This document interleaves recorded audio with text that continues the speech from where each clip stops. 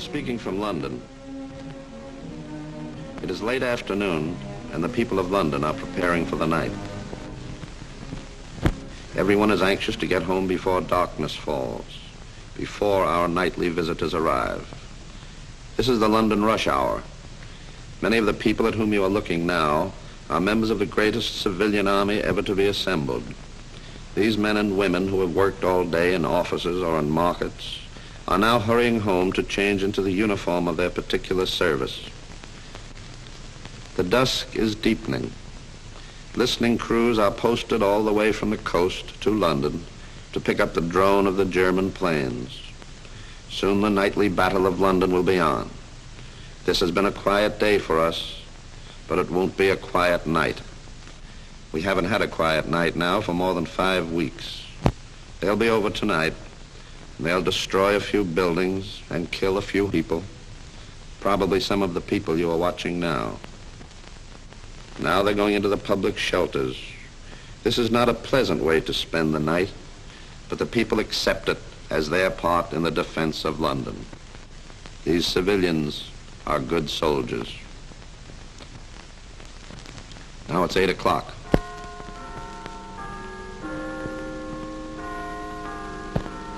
Jerry is a little bit late tonight.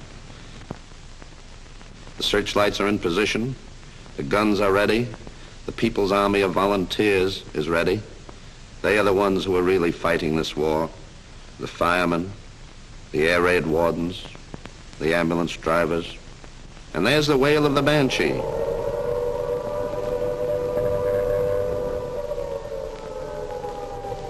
The nightly siege of London has begun. The city is dressed for battle.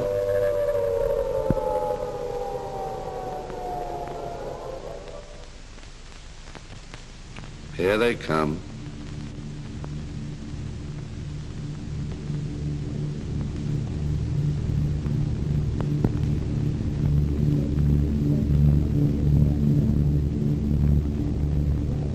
Now the searchlights are poking long, white, inquisitive fingers into the blackness of the night.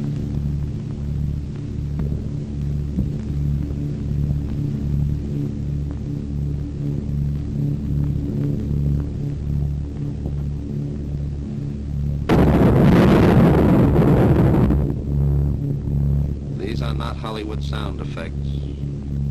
This is the music they play every night in London, the symphony of war.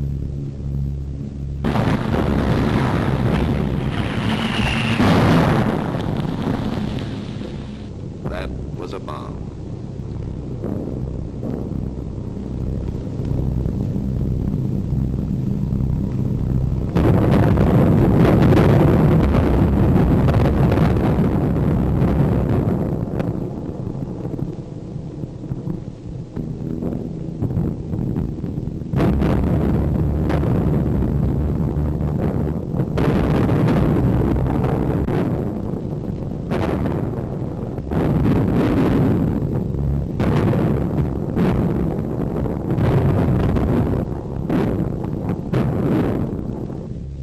Young and the very old, with that deep wisdom given only to the very young and the very old, sleep in the shelters.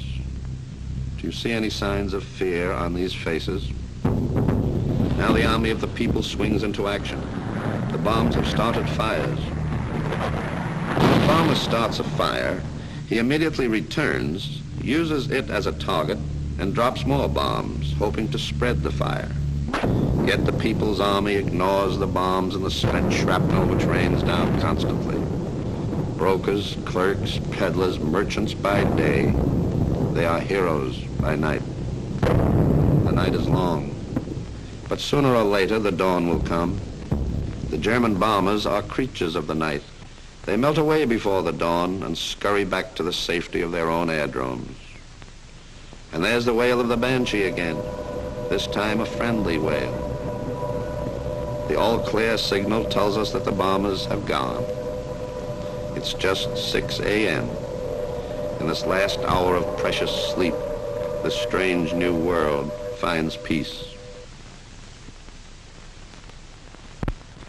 London raises her head, shakes the debris of the night from her hair, and takes stock of the damage done. London has been hurt during the night. The sign of a great fighter in the ring is, can he get up from the floor after being knocked down? London does this every morning. London doesn't look down upon the ruins of its houses, upon those made homeless during the night, upon the remains of churches, hospitals, workers' flats. London looks upwards toward the dawn and faces the new day with calmness and confidence. The People's Army go to work as they did in that other comfortable world which came to an end when the invader began to attack the last strongholds of freedom. Not all the services run as they did yesterday, but London manages to get to work on time, one way or another. In the center of the city, the shops are open as usual. In fact, many of them are more open than usual. Dr. Paul Joseph Gibbles said recently that the nightly air raids have had a terrific effect upon the morale of the people of London. The good doctor is absolutely right. Today, the morale of the people is higher than ever before. They are fused together, not by fear, but by a surging spirit of courage the like of which the world has never known. They know that thousands of them will die, but they would rather stand up and face death than kneel down and face the kind of existence the conqueror would impose upon them. And they know, too, and are comforted by the thought that England is not taking its beating lying down. They are guarding the frontiers of freedom. It is hard to see 5 centuries of labor destroyed in 5 seconds. But London is fighting back. I am a neutral reporter.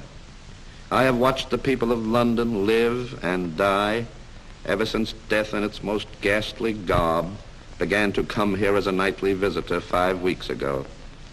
I have watched them stand by their homes. I have seen them made homeless. I have seen them move to new homes. And I can assure you, there is no panic, no fear, no despair in London town. There is nothing but determination, confidence, and high courage among the people of Churchill's Island. And they know that every night the RAF bombers fly deep into the heart of Germany, bombing munition works, airplane factories, canals, cutting the arteries which keep the heart of Germany alive. It is true that the Nazis will be over again tomorrow night, and the night after that, and every night. They will drop thousands of bombs, and they'll destroy hundreds of buildings, and they'll kill thousands of people. But a bomb has its limitations.